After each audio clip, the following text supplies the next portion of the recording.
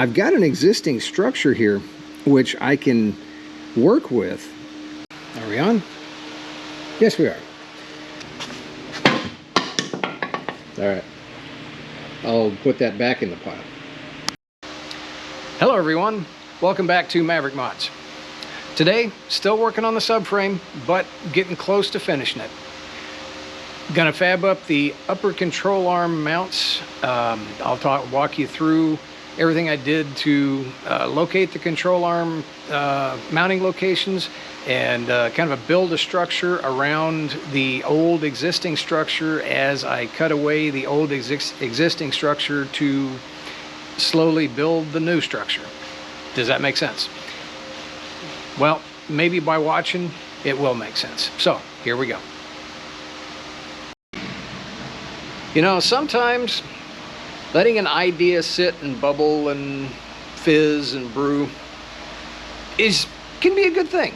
So I've been contemplating the best way to fab up they're not really shock towers, they're upper control arm mounts, upper control arm towers. And so that's one of the reasons why I left the existing shock towers in place, just to hold the upper control arm in place. So as I kind of let my ideas and thoughts about the best way to make this happen, here's what I came up with, and I think this is going to work really well. So before, you guys saw me cut just a little bit out here so I could just kind of see where the actual mounting points are. I did that on the front, both sides, did it on the front and the rear there, just to see where they were. And one of the things I'm looking at, I'm going to make these towers or mounts out of 3/16 plate steel, but I've got an existing structure here which I can work with, which is already there. It's already sized, and it's already got everything necessary to mount the control arm itself. So I can keep the bottom portion of this frame or this brace and just get rid of the upper portion here and pretty it up and make it look nice, and etc., etc. So that's going to be how that's going to happen. So the real key is, how do I keep this mounting location and the one in the back exactly in the position they're at now in 3D space as I build a mount around it? So the idea is, I'm going to slowly start cutting away the structure here that's not actually holding anything in position. So I'm going to, on the beginning here, I'm going to cut the fronts away on both sides. I'm going to build my front mount directly off of my existing inner frame structure here, and that'll locate this, and then we'll start working on the rear. So cue the music.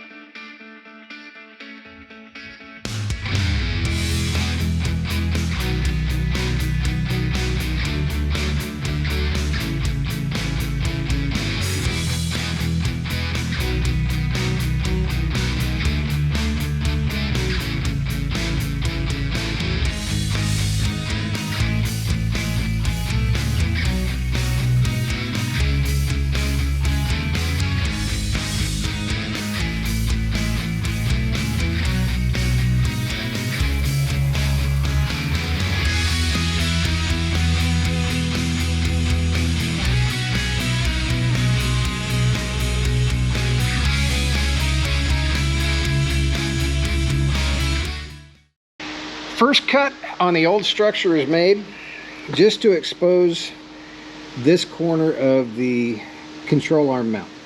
So the plan is, I'm going to fab up a piece that's going to come from here, going to angle down to the frame section here and weld onto the frame section down here, come up, have this angle, but there's no sense in overlapping. I don't think there's any sense in overlapping this arm. I'm going to cut this piece right along here, remove that, and then substitute my arm, match the angles, and then weld my piece onto here. Hope that made sense. So let me go and pattern out some pieces, and let's cut some metal. First bracket, brace, whatever you want to call it, is cut, bent, massaged, checked, and I got the hole drilled. Of course, this is a metric bolt, naturally, and so my step drill either takes it to 7/16 or the 1/2 inch. So I just went to the drill index, figured out that 15-30 seconds fits whatever metric size this is. I think it's an M10 or a 12 perfectly. So let's go ahead and stick that guy in there. Get the nut on the back side.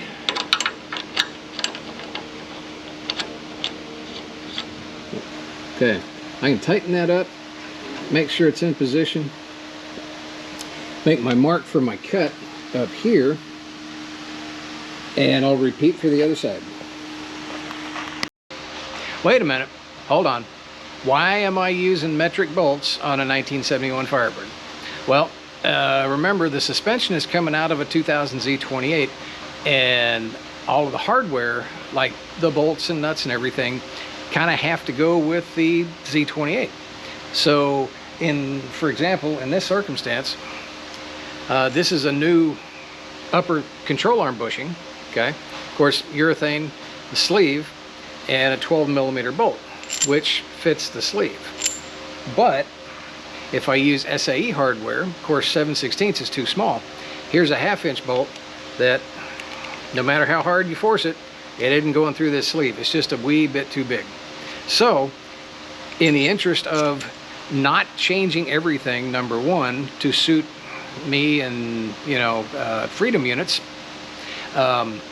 it actually, there's a method to my madness, because as time goes on, if we ever do have to replace these components again, these are off-the-shelf parts. And if I start modifying things, then they become custom parts. So, that's why we keep the metric bolts, and in this case, 12mm fits the bill. Okay, back to the action. I've got my first piece here cut, fit, test fit, and my mark up here is cut, looks good. I'm going to tighten my bolt up here. Actually, before I do any of this, I need to bevel this right here, and I need to put in some holes for plug welds, and just clean up the corners here a little bit on both of these pieces to get these ready to actually weld in. Are we on? Yes, we are. Got both pieces set, ready, beveled here. Got plug well holes, plug well holes drilled, and I've got the back side just covered in weld through primer. We'll stick this on here. Now I'm gonna, let's try this again. Stick the bolt in, nut on the back side. I'm going to tighten this up, so that should hold the top in place. Do the same on the other side.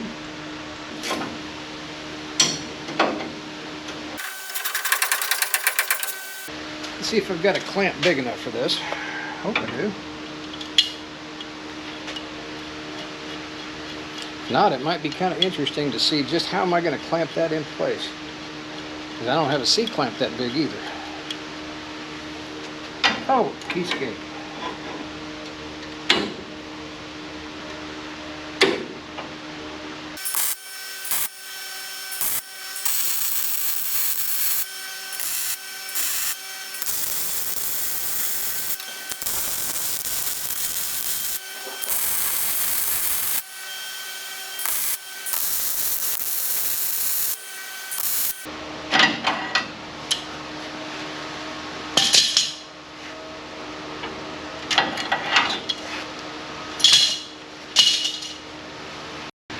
First set of braces for the upper control arms.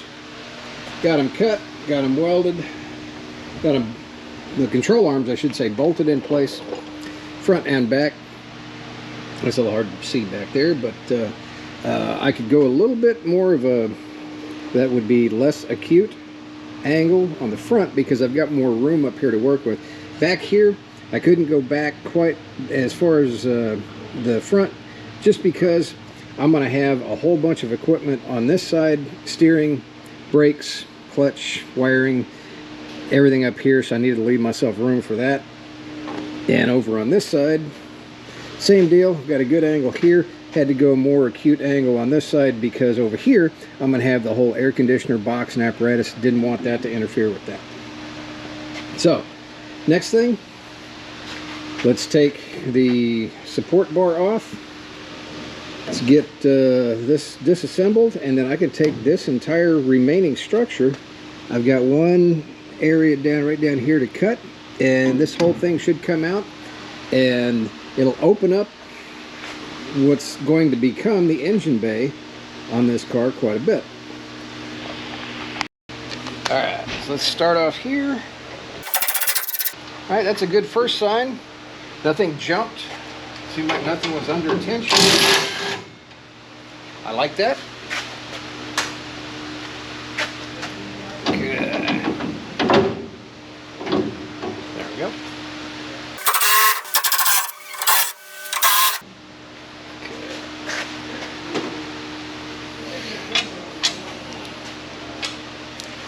Now I should be able to, what's going to be the best way to get rid of that?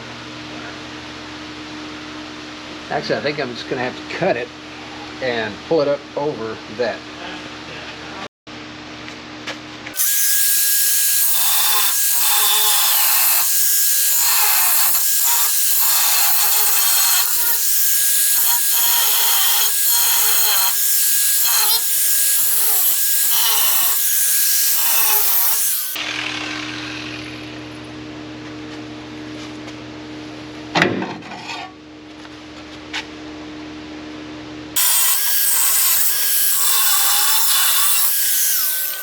And it should be just as easy as, well, one-handed. 1, 2, 3. Off she comes.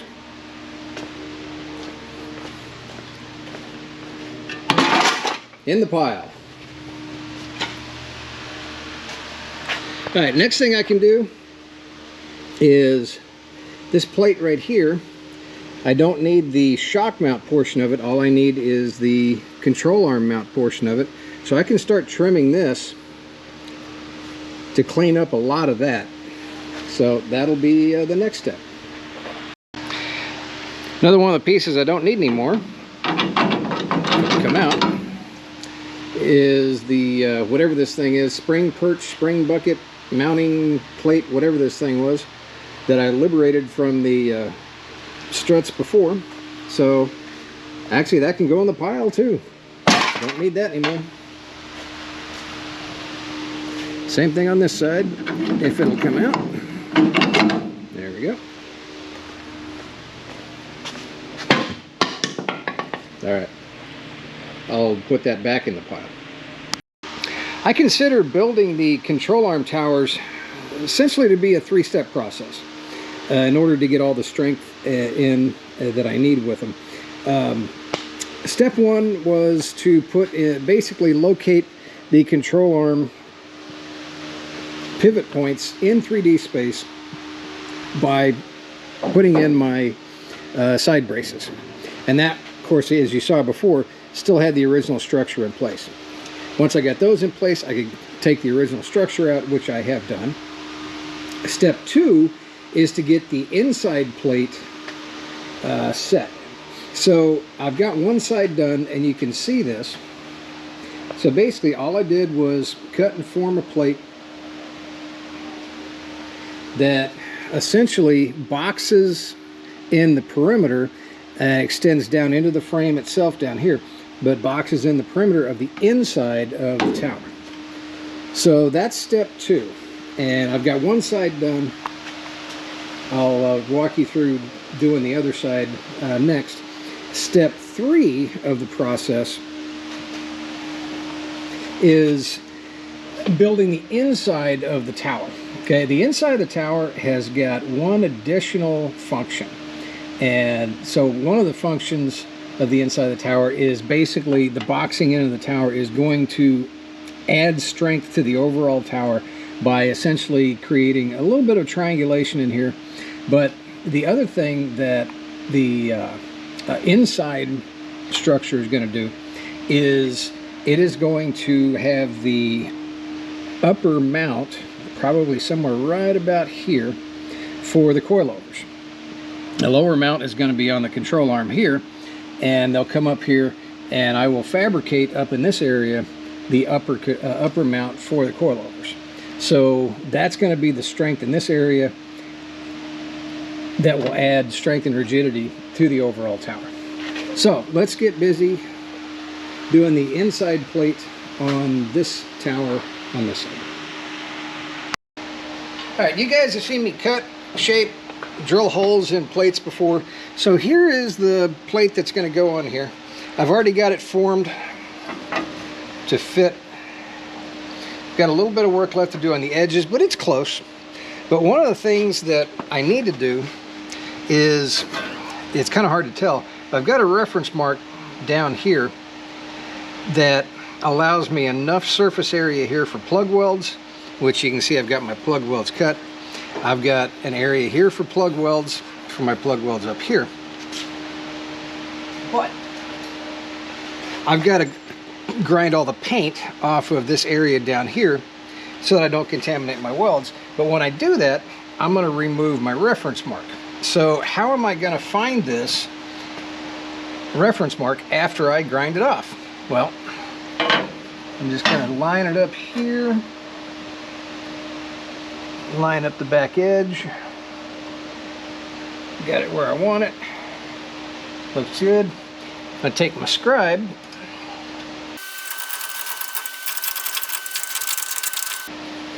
scribe my holes up here. Now I can grind down here. I still need to grind this up here, but once I grind this down here, I can put this back, clamp it in place, scribe same series of holes down here for reference marks, and then I can grind this up here.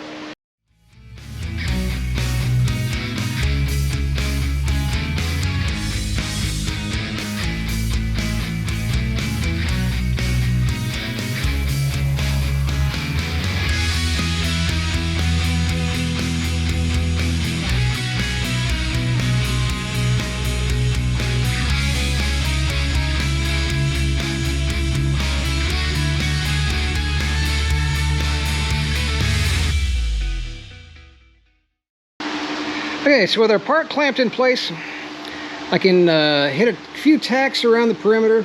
Still got a little bit to work on the edges to form the edges. And I'll hit one or two of the plug welds just to hold it in place, and then we'll come back to it.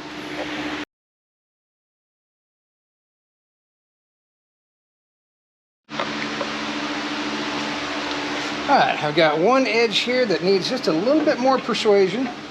So I'll just take a clamp,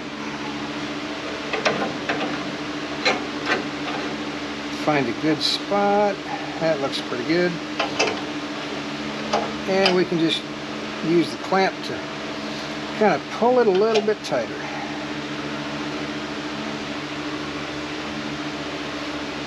That ought to work. Okay. I'll put a couple of tacks there just to hold it. I can pull the clamp out and keep welding.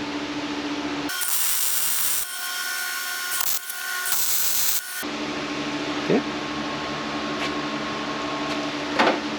See what the backside looks like. Well, I got one spot I could probably clamp up a little bit.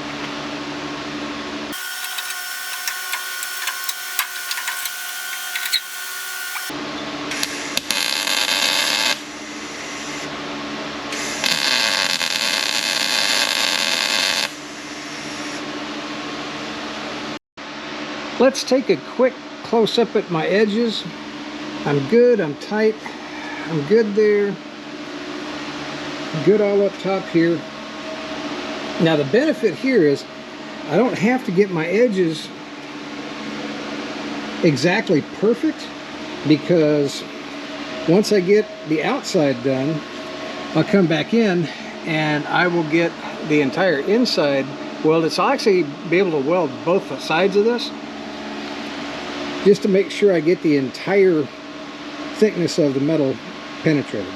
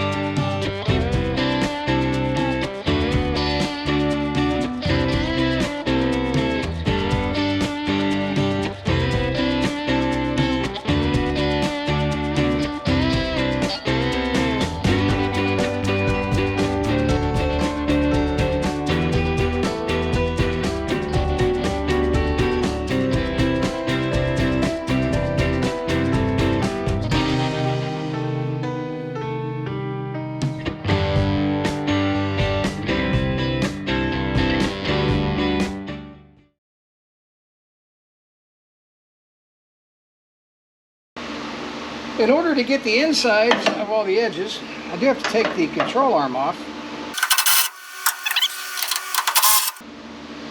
I wonder if they're still too hot to touch.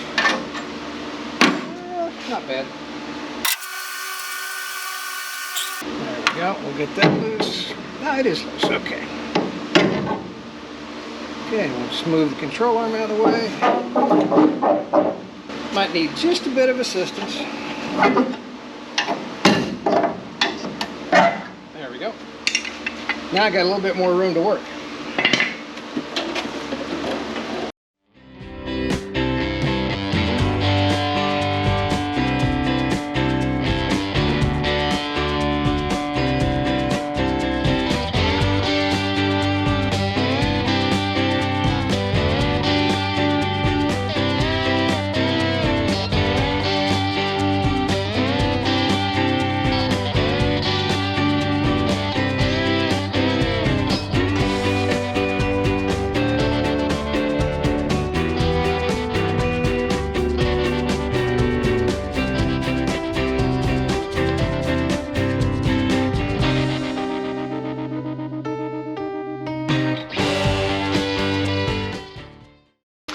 I'm just about done with the alterations, improvements, if you want to, I call it that, to the front subframe on the Firebird. In fact, I've reached a stopping point, basically right here.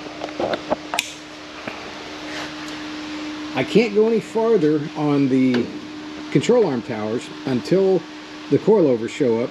They're being built right now, should be here in a couple of weeks. But before I go and build the inner structure, I want the coilover so I can positively locate where the coilover mount's going to be. Then I can finish building the inside of the structure here. Well, that's going to wrap things up for this week. Just about done with the upper control arm mounts. I can't really go any farther on them until the coilovers show up. When they get here, then I can finish up fabbing up the coilover mounts, which are integral to the final reinforcement, the final structure on the upper control arm mounts themselves. So I'll have to hold off on that. So that's going to get put off to the side. And next week, I'm going to work on pretty much the final thing that I need to do while the car is in its current position, on the jacks, leveled, straight, square, and everything's where it needs to be. So next week I'm going to be doing, what am I doing? Subframe connectors. And I do my subframe connectors a little bit different than what you might find from off-the-shelf parts. So stay tuned, and we'll see just my take on things. Certainly appreciate everybody watching. Please like, share, and subscribe. It does help me out. Everybody, have a great day.